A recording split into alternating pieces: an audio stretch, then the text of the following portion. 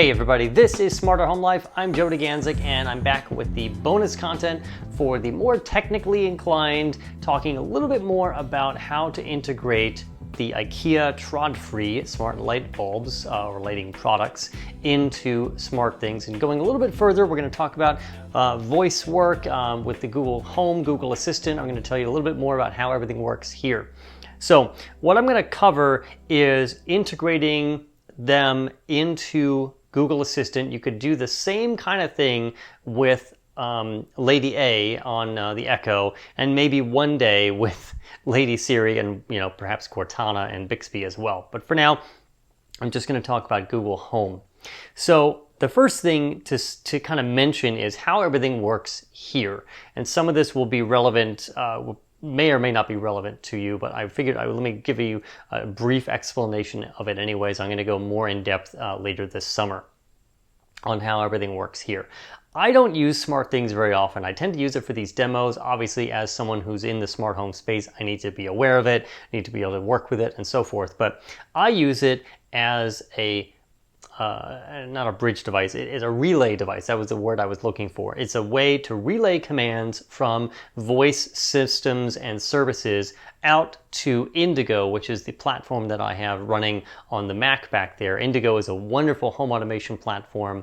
It's a little more involved. It's not your typical SmartThings. It's not just a plug-and-play hub. It's really built for a little bit more on the advanced user, but you can write code, you can write your own plugins. It's software-based, so you can get dongles for Z-Wave and other things, or you can just communicate directly over your internet and your local area connection. It's really powerful. So anyways, because you can't directly integrate these smart assistants into Indigo, you have to kind of bridge them. So what I have, let me show you on the app here, things. I have some, if I jump down here, if I go up here, there we go. I have some virtual buttons that are set up within SmartThings. SmartThings has some advanced capabilities with, you can write code and write your own smart apps and do interesting things. So you can create virtual buttons, and that is what is happening here. The integration with Google Assistant, with Lady A, is basically pushing virtual buttons. When I say, hey, search engine, turn on this, it's basically saying, all right, I'm going to find a thing called, say, Everyday General, which is part of my lighting schemes or scenes here. It's basically pushing that. It's a momentary on, and once it does that, it is then triggering a smart app. And I'll jump over here. The smart app, I think it's just called EG, because I want to keep things named separately. That then, in turn, triggers a web command that goes back to the Mac, which then triggers another command. I know it sounds a little bit daisy-chained and ridiculous. Triggers another command on the Mac through that server, and it can talk to basically anything on the Mac that can do AppleScript or launch any application. Obviously, there's some security implications there, but all of this is transiting the local network and not going outside the network, so it's already firewalled off from the rest of the internet and protected. So this is a kludgy way, but it's the only way to do it because everything is running on Indigo. If I had all of my automation running on SmartThings, I would have no use for that. That last hop wouldn't be necessary, but for me it is. And I do use the voice stuff every day. I found Google Home to be a lot more reliable and responsive and just more friendly and knowledgeable than any of the other ones. But I've already talked about that. In fact, I did a whole article that's sitting on smarterhomelife.com, the new kind of recently redone smarterhomelife.com, on all the 5 digital virtual assistants. So that's kind of the flow of what I use to get these commands back to Indigo, because Indigo handles 99% of all the devices. Lighting, it integrates with Nest, it integrates with LifeX, it integrates with the weather, all kinds of different things. It's the main platform. So what I want to do, the exercise here, is to say I want to take the IKEA bulbs and I want to integrate them into what I call Everyday General, which is, if you haven't seen the tour of my tiny smart home here, and I use the word smart because it's fairly almost done. It does get smarter all the time, but it's it's kind of smart at this point. There's a link in the description, and there's a link up there as well if you haven't watched the video. So Everyday General has two different settings depending on the time of day. We're still in daylight mode at this point. I've got the window open kind of in front of me, and so the scene assumes you've got some natural light coming in, and then the night mode basically brings everything up to where it would be just, you know, general, and the scene affects the entire place. So the bedroom turns off, the bathroom turns off, stuff like that, and the main lights kind of just adjust for Everyday General. And at night, once you get to about 20 minutes before sunset, it switches from day to night, assuming that I'm actually here. If I'm not here, it doesn't do anything. So that's the Everyday General. So what I want to do is I want to substitute these guys. I already pulled them off the Insteon dimmer, and I'm going to now control them directly through SmartThings. So the first thing to do, and this is a good exercise if you're ever substituting technology and you're taking something from one platform and you're substituting it for another platform, especially with lighting, you're going to get differences in dimming, in obviously color temperature control. You're going to get differences in fade rates. It's harder to do the precise fade rates with the built-in smart apps within SmartThings, and I'm not going into the advanced stuff here, but if you can find it, you know, there are ways to make this match exactly. This is kind of more of an exercise for me.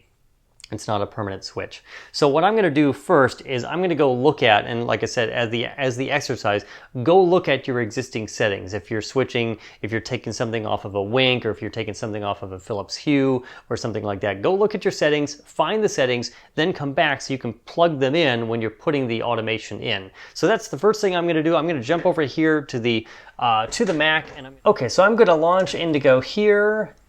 And this is my list, and you can see there's variables, and I've got a kind of a console window that shows me all the activity going on the server. And I've got triggers, and I've got schedules, and I've got action groups and control pages, which are kind of like specialized web pages that you can use on the Indigo Touch iOS app. But I'm going to go up to Interfaces, over to Powerline. I'm going to manage my links. This is where I go into my actual scenes. It seems a little bit strange, but this is how they're handled in Insteon. I'm going to scroll down, and I'm going to get to Everyday General Daytime, because that's what we're currently on. And I'm going to go ahead and look here at sofa table lamps, and they are normally set to 20%. And they go 8.5 seconds. And I know from visually that 20% is pretty darn low, but we'll just probably let it sit at about 10%. And so there is that. I've checked my information, and I'm ready to go implement that in SmartThings. Okay, so now that I have those settings from the other home automation system, I know what I can match and how close it'll probably be, and that's great. But what I want to do first, and you should do this if you haven't already enabled your SmartThings into the Google Assistant or into Lady A, I want to bring that stuff over, and I want to also be able to control by voice these guys directly and not just the routines, which the routines are already set up for that. So how do you do that? Let's go jump over to the Google Home app, which I already have running conveniently, and I'm going to go into Home Control. It's going to show me everything. I'm going to hit plus, and I'm going to hit SmartThings Connect. Check for new devices. It's going to jump over here. It may ask me to log in. I hope it doesn't. It is, so we're going to skip past the login portion. Okay, so now that you're signed in, it's going to give you the authorization. This is kind of like, you know, when you let something authorize, you know, and use something else, whether it's social media or something like this. So it's saying, you know, it's going to be able to view and trigger these things. You want to do this, okay? So I'm going to say, let's see, and I don't want to remember the password because I already use a different system. Use LastPass, by the way. Get a password manager. It's really helpful. That's what I use. So I'm saying from the home is the Smart Hub device that's sitting in the back of the place. And so what I want to do next is I've got a number of things that were already previously authorized. This whole checklist may be blank for you. That's okay. So what you'll see in here is your individual devices.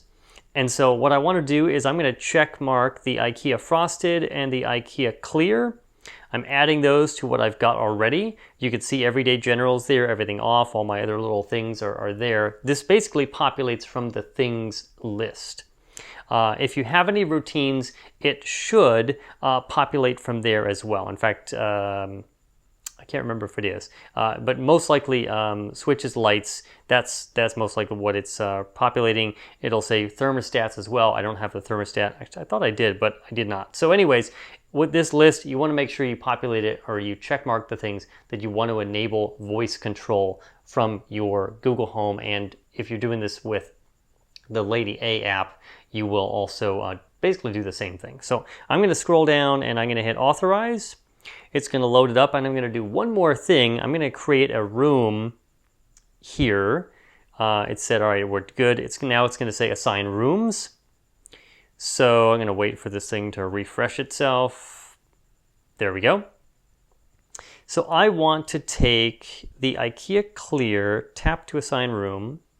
I want to say that this is going to be custom room, and this is going to be called sofa table because that's where these guys are sitting right now. So I'm going to hit OK, IKEA frosted, IKEA this, and sofa table.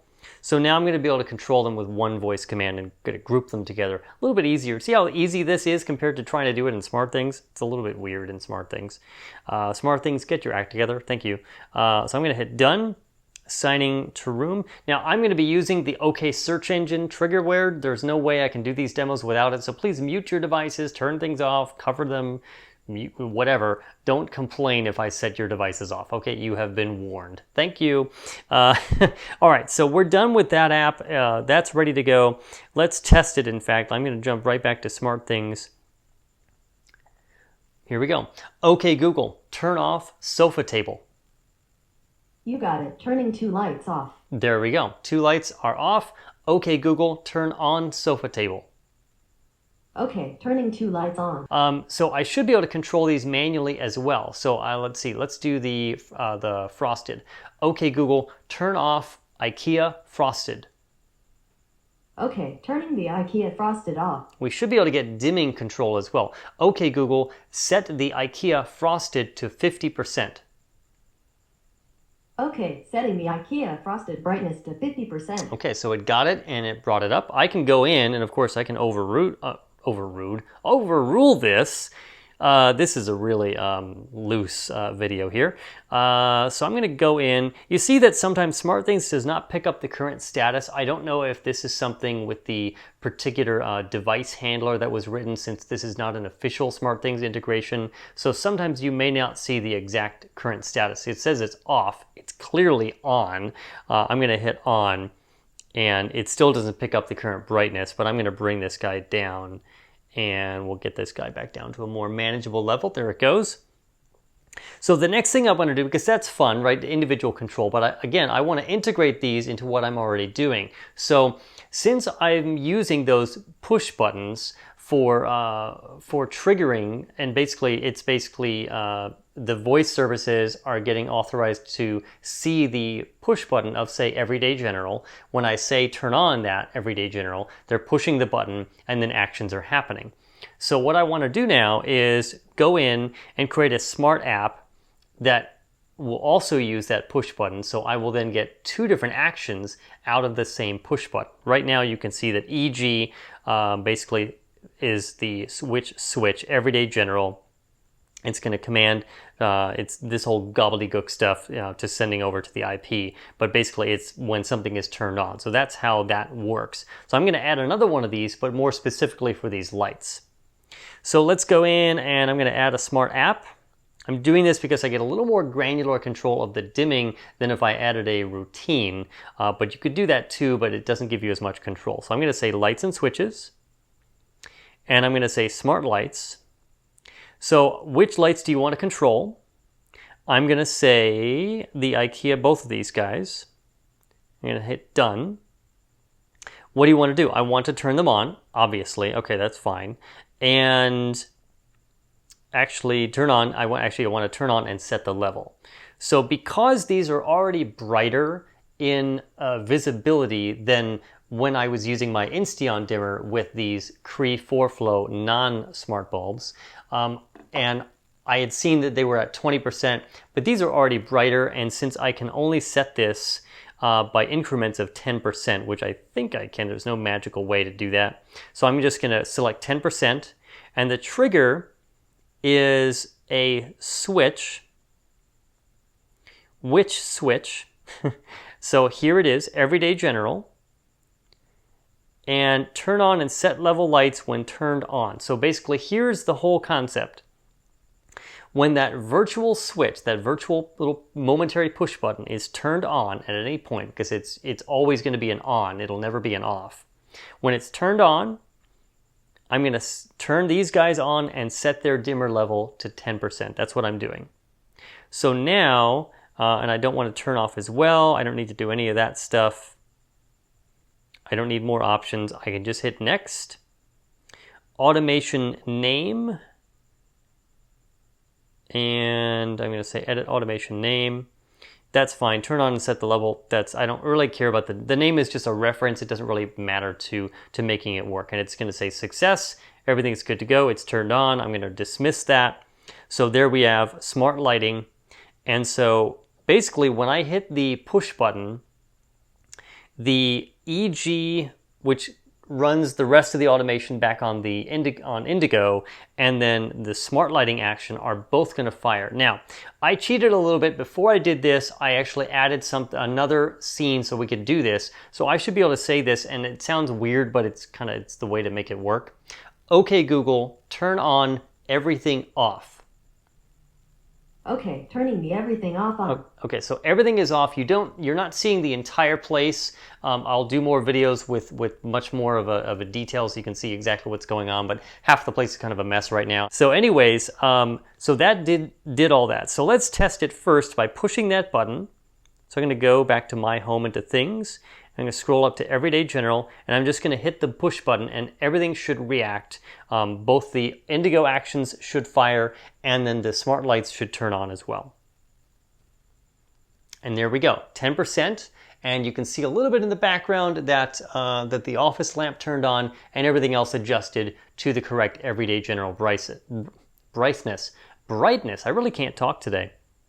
And of course, I could hit the everything off, and everything is going to turn off. So you can see that basically that's what's occurring. So now I can say, okay, Google, turn on Everyday General.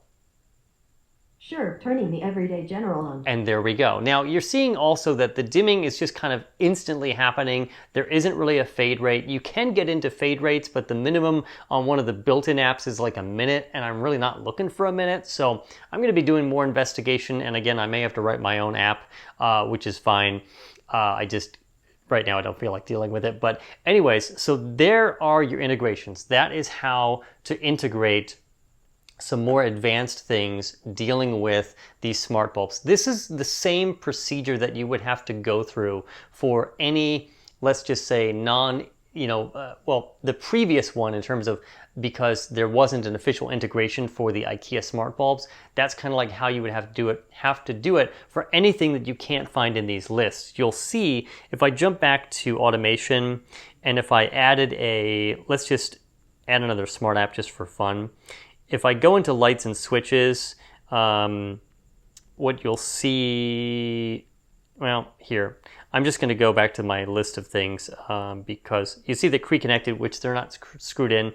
That's an example of the Cree connected bulbs, which are also Zigbee based. They're officially supported within SmartThings. There's a built-in item that you can say, yes, I have a Cree connected. I want to screw it in and put it in place. That's the simple stuff. If you've got bulbs that are not exactly supported, but someone wrote one of these device handlers, the previous video is how you do that, and then this video is how you do all of the integration with Google Home and matching things up. Now you may have a different setup. Again, this is a pretty advanced kind of setup over the years. I do a lot of work with the coding with Python scripts and AppleScript in Indigo, and so that's why I'm using SmartThings as more of a relay device and not really for controlling everything. In fact, SmartThings does not work with Insteon directly either, so kind of a problem. So that's the advanced stuff. I'm sure this video is going to generate lots of additional questions, which will generate more Q&A videos and additional how-to content. So I hope that kind of gave you a little bit more information. You can follow these steps when you're doing anything integrating any of this stuff with SmartThings and Lady A or the Google Assistant. Now, of course, all of that works with the Google Assistant on Android, on iOS. You can type to it. You don't have to just talk to it. So that's kind of the cool thing about Google Assistant. It's kind of everywhere now. That's it. I think I'm going to end it here. It's probably 20 minutes long, and I hope you got a little bit more information on how to do this stuff. And feel free to email me questions, joe@smarterhomelife.com. That'll generate some answers and generate stuff on the Q&A videos. If you're really stuck, if you've got some really challenging questions, please reach out to me again at joe@smarterhomelife.com, and we can set up an actual one-on-one kind of coaching session. Those are priced at $50 an hour, which is a discounted rate just for the Smarter Home Life faithful. And I've done that with a number of viewers, and it's really a lot of fun. I get to know you, you get to know me a little bit more, you can see the behind the scenes of this place, and I can help you with your challenges. So that is that. Obviously, make sure you're subscribed, get all the videos, and please do help if you can with the upcoming move. It's crowdfunded just so that we can get over this and get to the next place. GoFundMe.com/SmarterHomeLife. It's off to a good start, but it definitely needs some more love and some more help. And that is it. I'm Joe DeGanzik for Smarter Home Life, and I'll see you next time.